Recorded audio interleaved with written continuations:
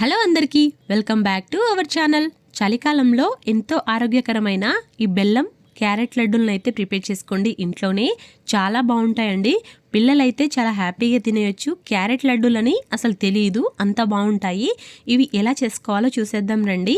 First అయితే క్యారెట్ని ఇలా మొత్తం తురిమేసుకోవాలండి. శుభ్రంగా కడిగేసుకొని తర్వాత ఇలా తురుముకొని పక్కనైతే పెట్టేసుకోవాలి.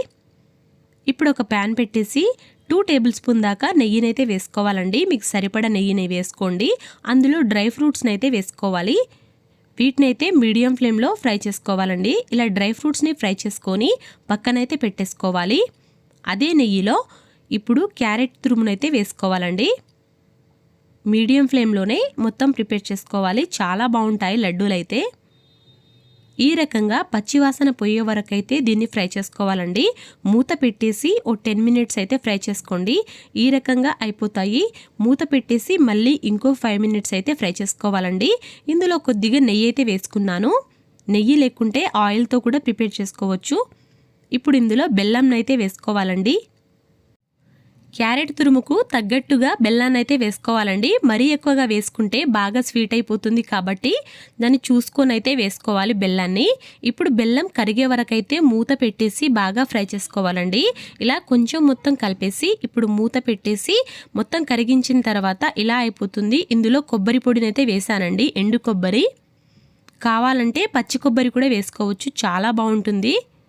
ఇలా వేసిన తర్వాత మొత్తం కలిపేసుకోవాలి. ఇందులోకి ఇలాచీల్ని కూడా వేసుకోవాలండి. ఇలాచీని పొడి చేసుకొని కూడా వేసుకోవచ్చు. నేను డైరెక్ట్గా వేసేసాను. ఇప్పుడు మొత్తం కలిపేసుకున్న తర్వాత ఈ రకంగా అయిపోతుంది. ఇంకో 2 మినిట్స్ ఈ రకంగా ఫ్రై చేసుకోవాలి దగ్గర పడేదాకా. ఇలా మొత్తం దగ్గరకు వచ్చేయాలండి. ఇప్పుడు ఒక ప్లేట్ మీద కొద్దిగా నెయ్యి వేసేసి ఇలా రాసుకోవాలి. తర్వాత ఈ క్యారెట్ తురుమును ఇలా వేసుకోవాలండి.